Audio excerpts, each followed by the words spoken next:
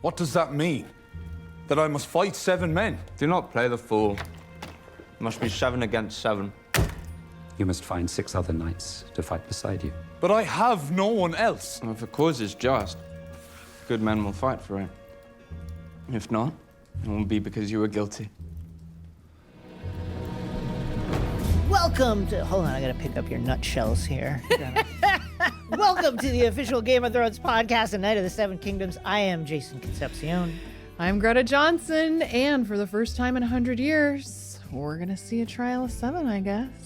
We are discussing the 4th episode of A Night of the Seven Kingdoms, titled 7, written by Aziza Barnes and Annie Julia Wyman, and directed by Sarah Dina Smith. Yes, and our guest today is Sarah Dina Smith, so it's gonna be really fun to unpack this one. You may be wise to run. Won't they kill me if I run? Won't they kill you anyway? Yeah, if you haven't seen the episode yet, you definitely should watch it. But in case you need a refresher, Jason, can you give us a little recap? We open with Dunk in the dungeon, his life on the line. Egg comes to apologize, but Dunk is really not willing to hear it. Later, Baylor calls him to a meeting and feels out Dunk, wants to know, how good a fighter are you, because you're probably going to have to fight in a trial by combat. Later, there's a meeting with Arion where Arion is crushing nuts. Maekar is there. Crown Prince Baelor is there. And Arion says, well, I don't want to do a trial by combat. I would like to do this very, very random and old kind of trial by combat that hasn't been done in 100 plus years. It's a trial of 7, meaning, Duncan, you have to get 6 champions to fight by your side. And if you don't, you lose and I win and you're guilty. Womp womp. Womp, womp, womp. Well, Duncan has to go out and find a team. Shockingly, it seems like it's going pretty well. Stefan Fossaway immediately signs up. It looks like he's getting a nice little team together. But then, in true wrestling style, Stefan Fossaway, it turns out, flips. He goes over to the other side because Arion has promised him a lordship and a castle, and now Dunk is even further in the hole, and he needs 2 other knights to fight for him. So here comes game day. Dunk rides out to the middle of the arena. He makes a big speech saying, hey, is anybody, motherfuckers. anybody going to fight with me? I need somebody to fight with me. And it looks like it's not going to happen until Crown Prince Baelor rides into the arena to the rescue of Dunk. And we're on to the next episode. And the crowd goes wild. wild. And the crowd goes wild. Oh my gosh. So much happens in this episode. Lots to unpack. I'm actually really curious to hear what your thoughts are about the whole trial by 7 thing. Well, how does Arion know about this, for one? He's not a hella bookish guy. Although, listen, we've seen that he has a lot of pride in his house. That's and true. He is the type of person who feels that potentially the best days of the Targaryens and the realm are behind it. Mm-hmm. And so it does not surprise me that he's looking to the past for ways to make the future better. At the same time, it's also clearly a dodge so that he does not have to fight Dunk one-on-one, Yes. as his father calls out in that meeting. He's like, are you Yes. being a coward right now? What's going on? Which Arion doesn't care about. What did you think about this whole very lawyerly kind of move from Arion? I think I'm sort of thinking of him as a Joffrey, which is maybe not fair because I don't know. I mean, I guess we'll see. A little less insane, but certainly not. Well, and just the impulsiveness of it, yes. Then is how much forethought are you putting into anything is often a question I have with, royals who can get away with all kinds of stuff. I also think it's clear that he does not think that Dunk has any chance of getting 6 people to stand next to him. Clearly, yes. And so he's thinking, we're not even going to do this. Right. We're going to chop off your hand and foot, and then that's it. And I'm not even going to get my armor dirty. So. Okay, well, let's start from the beginning. I think we should listen to a clip of Dunk when he's in the dungeon. I didn't think I was doing anything wrong. Of course you did. That's why you lied. Dry your eyes. I was just so disappointed. when I couldn't go to the Oh, we tournament. can't have the little prince being disappointed now, can we? Just wanted to be somebody's squire, sir. You'd have served a donkey were it squireless. Sorry, sir. Julia. Oh, this episode is so full of really devastating conversations like that one. It's quite bracing to see Egg, in this emotional state. He feels worse than Dunk in this moment. I think so, yes. But I mean, Dunk does feel so betrayed. He really clearly. does. And I think, that line, you would have squared a donkey. Because then I think what's going through Dunk's head is like, oh, you didn't care about me. Right. It wasn't about me at all. It wasn't about me. It was about anybody that would take you on. Exactly, yes. I like that Dunk also is an important conversation, but guy's got to eat. He's piling it in. He's got to get it in. Yes. This is a guy who's not going to pass up any opportunity to eat. Jason, just a little fact check here. Yeah. We know Egg's a Targ. Yeah. Where in the line of succession is he at this point? Oh my God. Not worth talking about. Oh, great. Yeah. Okay.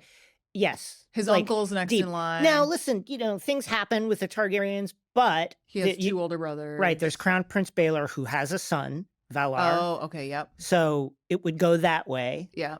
And then even with Prince Maekar, there's two sons ahead of him. Aerion, Daeron the Drunken, and then Right.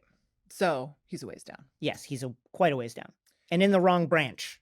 Do you think Egg thought that he was just free from the Targaryens for the rest of his life?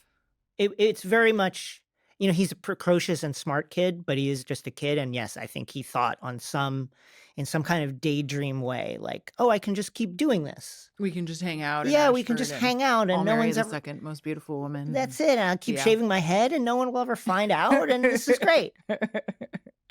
Yeah. And also, when to your point, he didn't think it through. He had no end game other than find someone, potentially a donkey, to squire for, and then profit. Like there was no other, there was no off ramp, there was no other thing. Right. It was just that. And he's coming to terms now with the true weight of his lie and the decision he made. And I think Egg is now realizing that he's going to have, to mix metaphors, like a lot of free passes to try things, to do things, to lie, to have little adventures, while someone like Dunk is going to have his one life that he can risk. And that's it. Let's talk about that scene where Baelor tells Dunk about the crimes that he has to answer for. Let's listen to that. Aerion calls it a veiled attack on House Targaryen, an incitement to revolt. Do you believe that, Your Grace? One truth is beyond dispute. You laid hands upon the blood of the dragon. The girl's finger was snapped in half. No matter the cause, it is never wise to strike a king's grandson. Would you not have done the same? I might have. But I am a prince of the realm, not a hedge knight. Don't all knights make the same oath? What do you think the book was that Baelor was like pulling down to we'll just like flip through a book right now. Looking for pictures. Looking for Trial of Seven last time. This is a very interesting conversation because on the one hand, you've got the Dunk who is so strident in that he's in the right here. And then you've got Baelor who has a much bigger picture to try and deal with. What did you think of this scene? I think it also shows the integrity that Baelor has because so many of the people in charge that we see in this world don't really zoom out. Yeah. They're so ego driven that, once they're offended, it's game over. Yeah. But it does really feel like Baelor is able to look at things from a broader perspective and explain things to Dunk in a way that he clearly needs to hear because he doesn't. Yeah, that's right. I feel like he's this is also the scene where he finally realizes how he's in so much trouble, even though he just thought he was doing the right thing. Aerion has a point in that it does not take a huge leap of imagination to see how this could read as, an attack on Treason. on You House mean the Targaryen. puppet show? The puppet show. Yeah. And Baelor, I think to his credit, again, as we talk about what a canny, clever man he is, Mhm. I think he sees that Arian's way out of a situation like this is to, suppress dissent, ruthlessly crack down, like execute the people who did it, break the fingers of the puppet show people. Whereas Baelor is thinking, okay, we have to respond to the fact that people feel like they can criticize us this way and maybe feel that they're weak, but we can't do it in a way where everybody gets mad at us. We have to find a middle ground somehow, Mhm. a more just seeming ground. And I think Mhm. he's searching for that here. Yeah. Yeah. I think too, it's so, I mean, the conversation that they have around what it means to be a knight Yeah. is here, right? And Dunk saying, I thought I was just doing the right thing. And it's very clear here that he's finally realizing how untouchable this class of people is. Yes. And yeah, they can get away with pretty much anything, even when it is clearly not the right thing. Yeah. So to Baylor's point, he might have done something, but he's also the crown prince. and Exactly. He can. He can do that. Right. And then we go to the trial. Yes. Let's play a clip of Arion suggesting I love the this. trial of 7. Trial by combat. That is my right.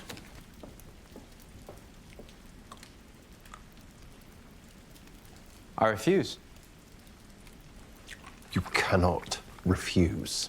Any knight accused of a crime has the right to demand as such, unless you withdraw your claim.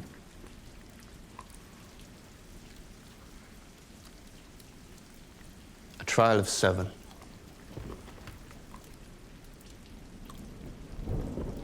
That is my right, I do believe. What the fuck is a trial of 7? Oh my God. Like, I love how often people are just being like, what the fuck? Like, what? So, Jason, what the fuck is a trial by 7? It's trial of combat, but with a team, 7 on 7, and Because of the 7 gods, right? yes, the 7 gods, each representing the 7 gods, and it went out of style because it is so over the top and destructive. Like, now you're wasting 14 people rather than just 2. It does seem, Yes, it's just carnage. It's carnage and it's too much. Like, just have the 2 contestants fight it out. You don't need 7 people. Well, and so, like, how do you win a trial by 7? Like, is it Whoever's whoever standing. has the most people at the end, or is it still like our main 2 people? Yes, whoever is basically whatever team is standing at the end, or if the accuser takes back their claim Okay. because they are, basically like in UFC, if you tap, if Right, you if he are calls beaten mercy. so comprehensively that you say, you Okay. know what, I take back my claim, then the other side wins. And of course, if the accuser beats the accused senseless, they win. Sure. Okay, great. Should we draft what our trial by 7 teams would look In like? real life with characters or with like real life people? Oh my gosh. I'm thinking Thrones characters. Okay, well, I'm going to go. Do I have to fight? Do we have to fight? That's the question. I guess we do, right? We probably do. Can we be on the same team and just pick 5 other people together? Yes, but they better be good because it's going to be 5 on 7. Because we're so worthless. Because we're going to be hiding in the back. That's a good call. Brienne, I think, would be a good one. Sure. I would just go like Brienne, the Mountain. Yeah, the Mountain's Hound. good. The Hound is good. Yes, great. Jamie Lannister with a hand. Yes, with 2 hands. With 2 hands. Yes, that's what I mean. And people who died can. So Ned Stark, I'd put in there. as Oh, well. Ned Stark is good. Yeah, I think Arya. So that's too. 5. But yeah, I don't know like if that. I like Arya. that I don't know 5. if this is Arya's type of. That's true. thing. She's a little guy. Yeah, Okay. but I would put those, especially with the Mountain and the Hound. It's like I just mean, yeah, stand you're just behind good to them. go. Yeah. I think this is a really fun question, though. Like, I would love to agree. know what, super fans would think of this one. I think that's a great idea. Leave us a comment, tag us on socials, and let us know who you would draft for your trial of 7. And this all leads to Dunk having to put a team together. Mm-hmm. And fortunately, Stefan Fossaway, shockingly, It's a nice offers start, right? himself up. Yeah. Yeah. Let's listen to that clip. Us Fossaways, we were here long before these others come to our shores. And our warrant will be here long after they are gone. Who else fights with us? I know no one else. I'm sure we can find 5 more good men who wish singers to make them immortal. I do not know why tragedy so oft follows after honourable men. But when I find myself without the answer is always more glory. Lucky for you, I have some friends. Sir Lionel, Lord Lannister, Sir Otho. They won't be happy at being woken. Then they'll fight like pestered badgers. You shan't die under my watch, sir. Okay. Well, I believe him. It's interesting in retrospect, his line about like, yeah, I just need more glory, man. It's like, oh, yeah. The slight miscalculation of Arion was that the rareness of this event calls to the ambitions of a certain type of lord. Yeah. I wonder, do you think Stefan was telling the truth here? Like, we know he flips, but That's a good question. I think so. I think he doesn't give a shit about the Targaryens, actually. I think he's looking out for himself. I completely agree. And so, like, he's just trying to get the best deal out of it. Yeah, I think he, to quote Michael Clayton, he's not the guy you kill, he's the guy you buy. And Arion, wisely buys him off at the end, because this is a guy who's looking for glory, is looking for a name, is looking for a castle on a hill, and any shortcut that he can take to get there, he will take it.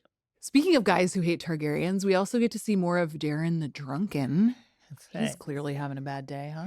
You know what? Like, against my better judgment, I kind of like Darren. He's in a bad situation. He does seem fairly sympathetic for being one of these Targaryen brothers. Yeah, he's quite open about the fact that, like, I'm drinking to deal with this. Right. And it's a bad situation. And this is the only thing that he knows how to do. And so weirdly, I weirdly I'm not mad at him. What do you make of his dream? Targaryens do have the gift of prophecy now. Yeah, I think we gotta take it seriously. I don't know that Dunk would, though. It's a tough messenger. That's a great way of putting it. That's a very good way of putting it. Yeah, it's certainly not on like the Helena level or the Danis the Dreamer from the pages of history level. Well, what's interesting about it is that it's way less cryptic than Helena. It seems fairly straightforward. Yeah. Yeah. For better or for worse, I'm not sure. It seems like he thinks he knows what's going to happen, but also he's quite drunk. He is very drunk all the time. It's also so touching that, Egg is going to squire for Dunk through this. Now, one might argue that Egg is not really risking anything here other than Arion's wrath later, right? Yeah, that is an interesting question, because I think you're right. I mean, I think partly what we're seeing again and again, especially in this episode, is the fact that these folks are just untouched. They don't have to suffer consequences. But I think it does speak to Egg's loyalty to Dunk, which is really sweet. I mean, it's consistently a sweet relationship. And I think it kind of makes me think that it's like Egg's form of apology to Dunk as well. Yeah, I think so too. Because he knows he let Dunk down, but he wants to be really clear that like he still wants to help and be there. I wonder from the perspective of the small folk, for any of the attendees at the tournament, this is coming in the wake of the first Blackfire Rebellion. There was already the Dance of Dragons Civil War, and now you're seeing Targaryens on either side of a minor dispute.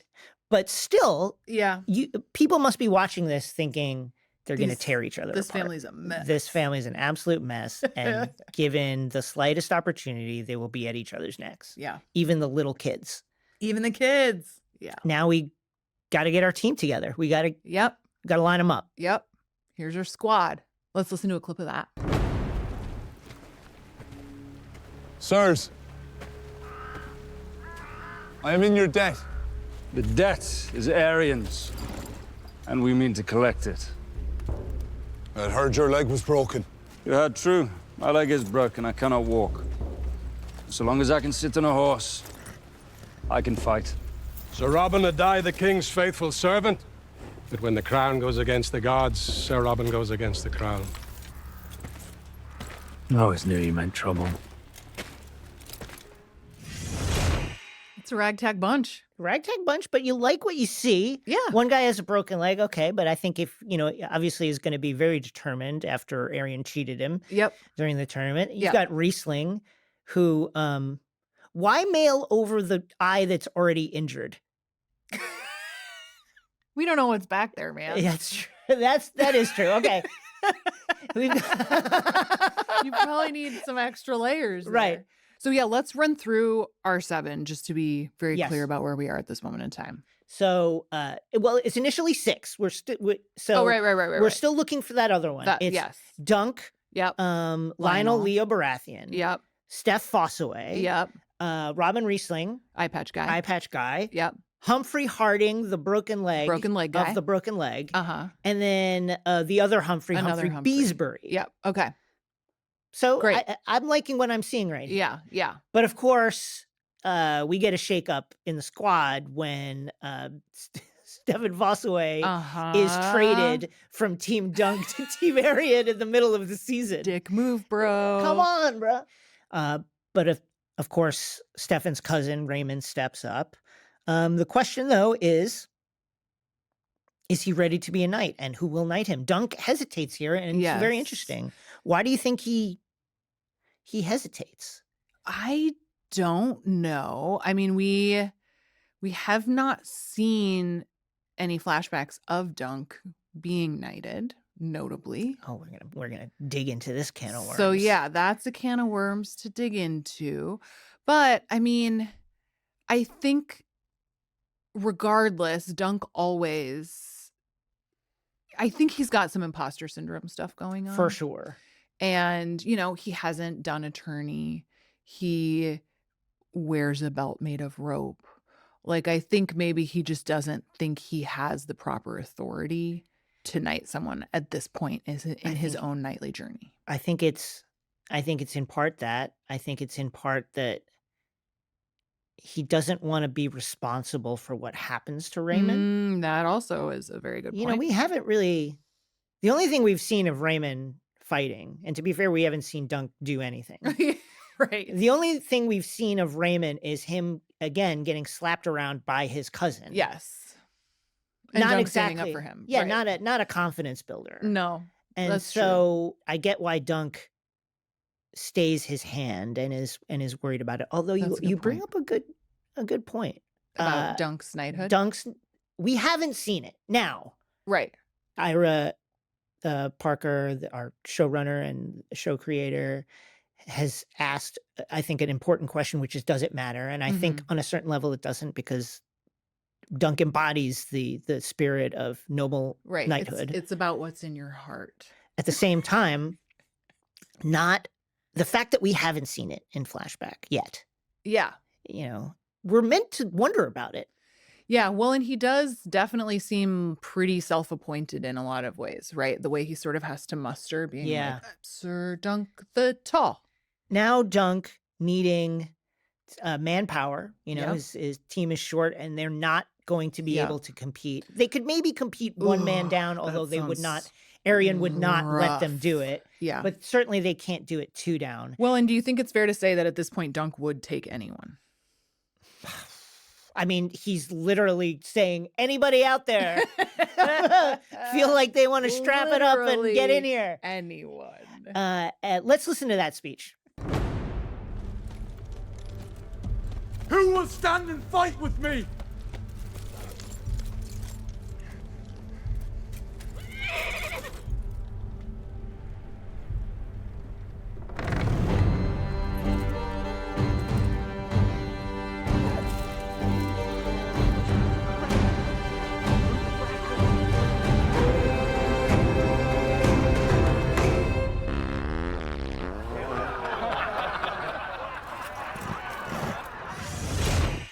Perfect music drop. Do you have goosebumps? Yeah, perfect. God damn. Every time. Yeah, it was good. Were you surprised by not just the fart joke, but the I mean, that rip carried. He's got to be no shame 30 yards away from the guy. Yeah. Whole arena heard it. That's hard to do. Through the furs and leather, it didn't. It rang out like a bell. Somehow I did not think we were going to talk about fart sound design today. We had to. And it happened. Something interesting occurred to me when I was rewatching On a this. more serious note? On a more serious note. I mean, the speech by Dunk and his rage at that, at the reaction. Furious. He gets so mad. Yes. Like, really, this is a joke to you? Yeah. It spurs him to call out even more stridently for anybody who's a real knight. At the same time, Baylor's getting ready. He's getting armored up. Yeah. I think it's reasonable to assume he didn't hear much of, if any of the speech, because he's off in his tent with his attendants getting geared up. I think that's so accurate. Clearly he had made this decision. What do you think it was that turned him? Doing the right thing. I think he sees it's not black or white for him, but I think he knows that this is the right thing to do. And he can afford to make that risk. Yeah, and as we were saying, I think he sees that though the crowd is muted and though there are some willing to joke at Dunk's expense, that I think he senses that, you know what, I think the people like Dunk. Not just that he's right. Like, I think it would look really bad for us if Dunk loses or if one of us doesn't fight for him. Mm-hmm. And so I think he makes a calculated political decision to join up. Well, I'm really excited for this interview coming up because we are talking to Sarah Adina Smith today, who directed this episode and has a lot of really nice insights about all sorts of things that happen in this one. Let's hear that interview.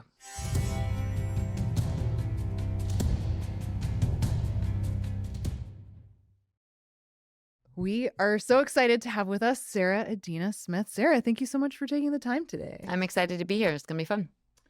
This is really a crossroads episode. We meet Dunk at his absolute lowest. He's realized he's run afoul of the Targaryens. He's in the dungeon. His life is on the line. Talk to us about your approach this episode. Dunk has had a hard time. Yes. Things have not gone as planned. No. And in truth, he didn't have that great of a plan to begin with. No. No. But I wanted to open episode 4 where it was just so serendipitous. The window in the prison cell reminded me of a crown, and I thought there was something so sort of beautiful and poetic about this, like framing Dunk as if he were king, but more like a fool, really, than a true king. Someone playing it being powerful. Yeah. And I thought that was quite appropriate. And not only has he been totally humbled by foolishly seeking out some type of fortune in this rough world and following his ambition and being brought so low, but also the person who he's come to sort of love and trust the most, the one person really in his life now that Sir Arlen is gone, is Egg, and he feels really betrayed. So it also, I really wanted to make sure that he felt incredibly alone. And of all the episodes I worked on, this one I think is the most emotionally driven, and I really wanted to feel like we were in Dunk's head and that this episode should represent his dark night of the soul. Yeah. Mm-hmm. I love that scene in the cell when he confronts Egg about lying, because there is, to your point, he's so angry and deceived and he doesn't know if he can trust this kid anymore. He really felt like he had found someone like him when he met Egg, someone who came from Flea Bottom, who came from nothing, and he came to feel like kind of the father figure for Egg that he wished he had, perhaps. Yeah. And so he let down his guard and really began to trust and, dare I say, start to love Egg. Yeah. And so when he found out that he was in fact lying to him this whole time, it just makes Dunk feel like he truly has no one. Dexter imbues Egg with so much regret and real shame and guilt. Mm-hmm. Talk to us about working with him. He's so good. Yeah. Dexter is a phenomenal young actor. And it was really, working on this series was just such a delicious pleasure. But of the things I enjoyed most, perhaps, it was watching Dexter bloom into an actor in his own right, really like holding court with all the adult actors, and giving them a run for their money. Yeah. And in this scene in particular, I mean, I think we shot this on my last day, the scene between Dunk and Egg in the cell. And by that point, we had really developed a language together. And I just reminded Dexter to simplify and trust his instincts, and that he's already so compelling, and he's already so expressive. He doesn't have to sort of try to express anything. And I love how elegant and simply he played this scene. Yeah. One of my favorite things is like the underdog nature of Dunk's story. I feel like you're really getting that one in this episode in particular, just because he has to like assemble his very scrappy squad. Yes. Yeah, he's like the under of all the underdogs, and like in the episode we added a rat who we named Shanice in that opening scene, because we were like, that's his only friend left. Yeah. Is Shanice the rat. Yeah. Yes. And then, he asks for trial by combat, but then it is one-upped by Arian asking for trial of 7, and at that point it's puts in even more stark relief that he has no one to stand with him. Who will stand for this man? Yeah. Arian is such a wonderful villain, and particularly in this episode, because when Dunk is asking for the trial and Arian comes back with, well, what about this 100-year-old thing that nobody's done in a long time, that there's a shamelessness to him in which he understands that what he's doing is raising the bar to a level that Dunk probably will not be able to reach. But he also doesn't care that anybody thinks. His dad is sitting there going, are you being a coward? Like, why don't you just fight him? He's like, no, I want to do it. It's my right. I'm going to do it. Talk to us about working that scene. It's so juicy. Yes. I mean, and credit to Ira, who wrote in the fact that Arian is crushing walnuts the entire time. So even as you're having, again, that's the tone of the show, even as though you're having this sort of life and death conversation and the stakes couldn't be higher for Dunk. Meanwhile, this snobby little rich kid needs his snack. And yeah, I mean, we played a lot with this scene to hit the right tone. I think that Arian is a guy who has had everything handed to him, and more than anything, he just wants to be amused by life. And I think he calls for a trial of 7 because that could be fun. Yeah. That could be entertaining for him. And then Dunk could be even more humiliated. Yeah. Do you think Arian has any redeeming qualities? I mean, He's got great cheekbones and jawline and is a great fighter.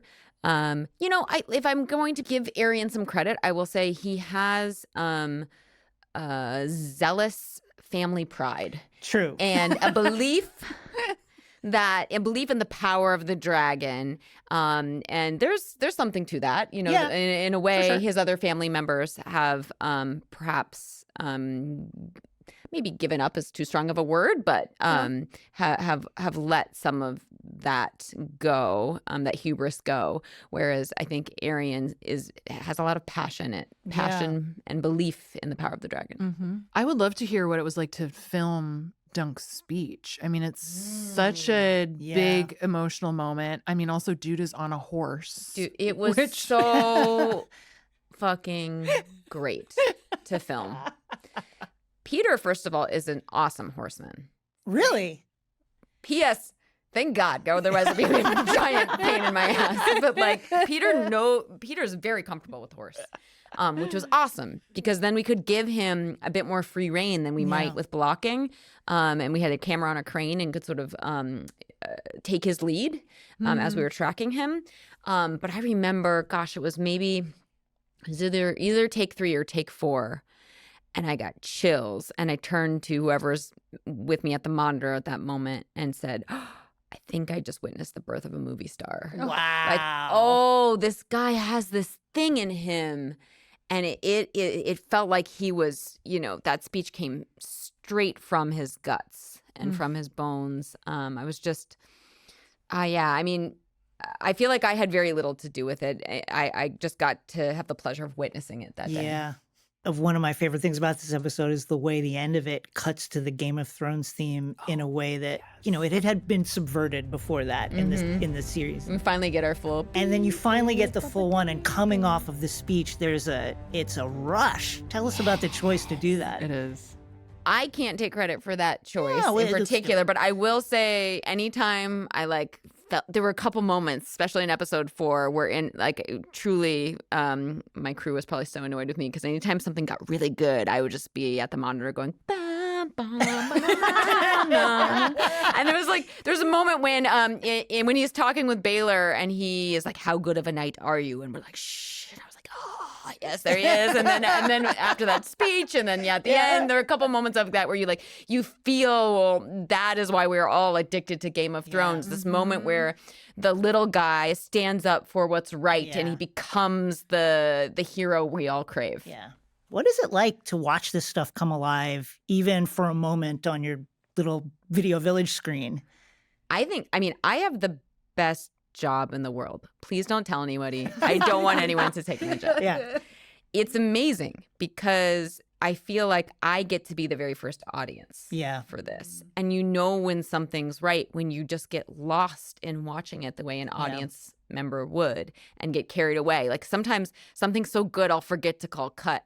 And I'm like, all right, that's my job. But that's a good sign. Yeah. Because if it's hypnotizing me, then it has a chance of reaching other people too. Well, especially given how involved you are, like even before filming, right? It's like, you know the script, you've talked to the actors, like you've already, you know what's going to happen. I do. There's, and it's a meticulous amount of planning that goes into everything that lands on screen. And at the same time, if I'm doing my job right, I am creating an environment that is ripe and ready to take advantage of the day, what the day might offer us, mistakes and surprises. So like a good example of that, there's one of my favorite shots in episode 4 is during the knighting sequence, the knighting of Raymond, and the camera's right above Dunk on his horse and he looks straight up. And that shot just happened because we were repositioning the crane and Peter just happened to be looking up at the camera. I was like, oh God, that's a shot I want right now. So you have to kind of stay aware and stay open to whatever gifts the universe might give you that day. When you were first looking at these scripts, were there things that jumped out at you where you thought, okay, we're going to have to approach this in a specific way, or this, I'm going to have to be ready to be fluid when we're approaching this scene? Episode 4 was actually the one that worried me the most and was the hardest in a way, because it's actually kind of a quiet, contemplative episode. Yeah. There's not actually that much action going on. It's so much of it is psychological. Yeah. And so I just wanted to make sure that I was really supporting the psychological point of view throughout the episode and that we really felt like we were in Peter's shoes. And I really, I thought of it as the dark night of the soul. What would you do if you were essentially sentenced to death and had one more night to live? That was what Peter and I talked about a lot. And when I talked about with Fede, my DP, as we were planning our shots, is how to make it feel like Dunk is a dead man walking. And what are the things he's going through on this last night? Well, and it is such a tonal shift too. Yes. You mentioned just like the emotional heft of it all. Like leading up to that, it's pretty funny. And then it's like a gut punch. Yes. I was really so moved. The scene where Dunk gets his shield from Steely Pate. Yeah. I think we had I want to say we had an hour and a half or 2 hours to shoot that. And bless his heart, Tom, our production designer, who's a total genius, came up to me several times in pre-production. And he was like, Steely Pate's wagon, is it going to be big enough for you? And I was like, yeah, no problem. It's going to be great. I went in there, walked around with Fede. We were both like, no problem. And then we got there on the day and we were like, all right, these are big boys. Steely Pate and Steely Pate's Dunk are both big, And so that space got really small really fast. And I think with our with our cameras in there. It was basically, there was only room for me, and I became like, you know, makeup assistant slash script supervisor. It was just sort of like very, very tight, cramped quarters. But in a way, it actually, I think, created such a wonderful intimacy for that emotional scene. My favorite part of that scene is when they're talking about the tree, and he's like, but the tree is like dying. It's like not. And then Steely Pace, no. The leaves are in bloom. It's alive, It's man. alive, man. And that it swings him. Talk to us about that moment, because I loved it so much. Yeah. Again, like, we open episode 4 and Dunk is alone in the world. And that moment with Steely Pate feels like a moment where he really has a compadre again for a moment. Yeah. It's the first time in a long time where I think Dunk feels safe, even if it's only for a few minutes. And that he allows himself a moment of vulnerability. Yeah. I really love that scene too, but for a totally different reason. And it's right at the end of that where Dunk asks him how much he owes him. And he just says like, oh, just a cuppa. And I think that's such a sweet moment too, because it's, you know, here he is. Dunk has been like trying to figure out how to make his way in this world with pretty much nothing. And he hasn't been able to do it. And here's someone who understands where he's coming from and how hard he's working and how many odds are against him. And is like, let me just help you. Yeah. Which I think, especially in this world, is so rare. Yeah. Yeah, the power of a small kindness. Yes. Yeah. Yeah. I think that's really special. And it's sweet to see it here. Yeah, it's really beautiful. And I have to believe that the painting Tansel made also had something to do with that. Where I imagine, you know, everyone else's shields, all these knights have such fancy, the equivalent of the Ferraris and the Porsches. Yeah. And then here's this really humble, hand-painted scene with this quiet message of hope. Yeah. And I think that moves Steely too. And it might be also part of the reason why he wants to help him. Well, one thing we've been asking everybody is your knight name. What would your knight name be? Like, Sir Duncan. Great reaction. Like, I'm glad you're perfect excited reaction. about this. It's like Sir Duncan the Tall, Sir Sarah the Fearless. I like it. I think maybe felt accurate to this because I do feel like I get, as an artist, most excited and sort of turned on by impossible challenges. And there was a lot that we were facing on this shoot. And I never went to film school. I don't know everything about, you know, every little detail about everything, but the one thing I have going for me is that I'll just get in there and give it my all. And I felt, I just realized I feel like a little like Dunk in that respect, you know. I just am like probably a little foolish, but willing to just go in there and do my damn best. And so yeah, maybe I would do that. Sarah, thank you so much for joining us. Thanks for having me. Yes, this was thanks. awesome. Oh man, what a great conversation. That was really fun. I think my favorite part was when Sarah realized that she was more like Dunk than she thought she was. Yeah. Like in her own personal trajectory. I thought that was just delightful.